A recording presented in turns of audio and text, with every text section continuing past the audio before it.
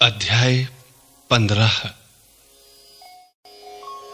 हम लोगों को जो समर्थ हैं अपनी सुख सुविधा का नहीं बल्कि दुर्बलों की कमजोरियों का ध्यान रखना चाहिए।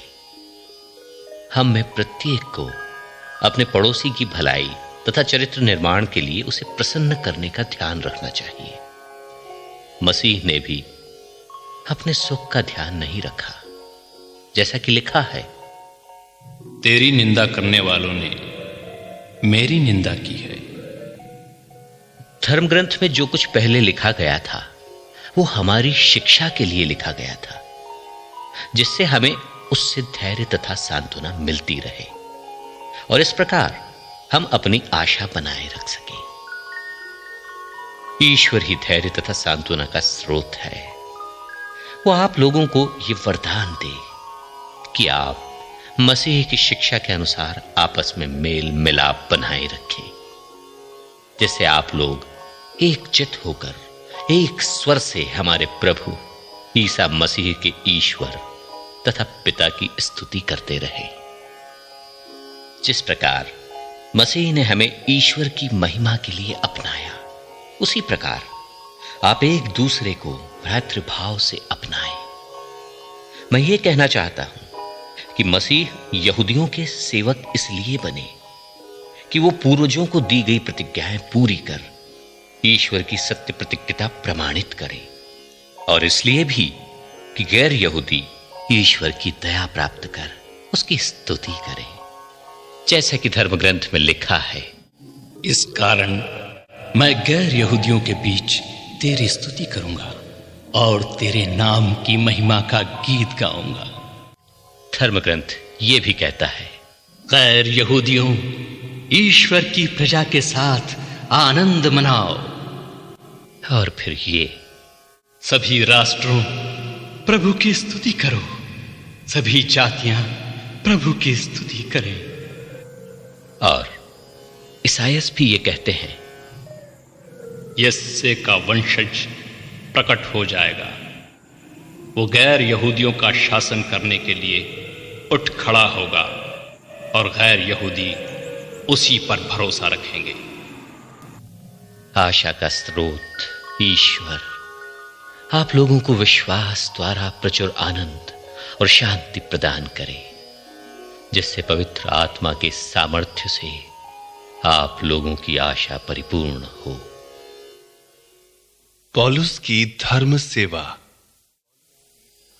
भाइयों, मुझे दृढ़ विश्वास है कि आप लोग सद्भाव और हर प्रकार के ज्ञान से परिपूर्ण होकर एक दूसरे को सत्परामर्श देने योग्य हैं। फिर भी कुछ बातों का स्मरण दिलाने के लिए मैंने आपको निसंकोच होकर लिखा है, क्योंकि ईश्वर ने मुझे गैर यहूदियों के बीच ईसा मसीह का सेवक तथा ईश्वर के सुसमाचार का पुरोहित होने का वरदान दिया है, जिससे गैर यहूदी पवित्र आत्मा द्वारा पवित्र किए जाने के बाद ईश्वर को अर्पित और सुग्राह्य हो जाए। इसलिए मैं ईसा मसीह द्वारा ईश्वर की सेवा पर गौरव कर सकता हूं। मैं केवल उन बातों की चर्चा करने का साहस करूंगा जिन्हें मसीह ने गैर यहूदियों को विश्वास के अधीन करने के लिए मेरे द्वारा वचन और कर्म से, शक्तिशाली चिन्हों और चमत्कारों से और आत्मा के सामर्थ्य से संपन्न किया है। मैंने यरूशलेम और उसके आसपास के प्रदेश से लेकर इल्लुरिकुम तक मसीह के सुसमाचार का कार्य पूरा किया है। इसमें मैंने एक बात का पूरा ध्यान रखा। मैंने कभी वहां सुसमाचार का प्रचार नहीं किया जहां मसीह का नाम सुनाया जा चुका था, क्योंकि मैं दूसरों द्वारा डाली हुई नींव पर निर्माण करना नहीं चाहता था, बल्कि धर्म ग्रंथ का यह कथन पूरा करना चाहता था। जिन्हें कभी उसका संदेश नहीं मिला था वे उसके दर्शन करेंगे, और जिन्होंने कभी उसके विषय में नहीं सुना वे समझेंगे। पौलुस की भावी योजना। यही कारण है कि अब तक आप लोगों के यहां मेरे आगमन में बराबर बाधा पड़ी है। अब तो इधर के प्रांतों में मेरा कोई कार्यक्षेत्र नहीं रहा और मैं कई वर्षों से चाह रहा हूं कि स्पेन जाते समय आप लोगों के यहां आऊं। मुझे आशा है कि मैं उस यात्रा में आप लोगों के दर्शन करूंगा और कुछ समय तक आपकी संगति का लाभ उठाने के बाद आप लोगों की सहायता से स्पेन की यात्रा कर सकूंगा। मैं अब संतों की सेवा में यरूशलेम जा रहा हूं। यरूशलेम में रहने वाली कलीसिया के दरिद्रों की सहायता के लिए मकेदुनिया और अखैया के लोगों ने चंदा एकत्र करने का निश्चय किया है। उनका निश्चय उचित ही है। वास्तव में वे उनके आभारी हैं, क्योंकि यदि गैर यहूदी उनकी आध्यात्मिक संपत्ति के भागी बने तो गैर यहूदियों को अपनी भौतिक संपत्ति से उनकी सेवा करनी चाहिए।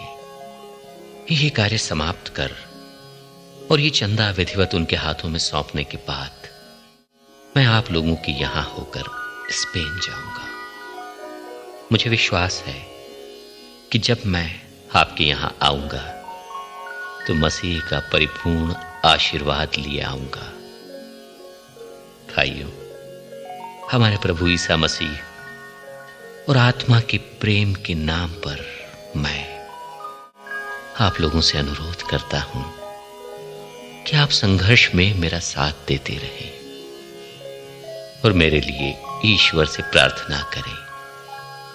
आप प्रार्थना करें जिससे मैं यहूदिया के अविश्वासियों से बचा रहूं और जिस सेवा कार्य के लिए मैं यरूशलेम जा रहा हूं वहां की कलीसिया को सुखराई हो और मैं आनंद के साथ आप लोगों के यहां पहुंचकर ईश्वर की इच्छा अनुसार आप लोगों के बीच विश्राम कर सकूं।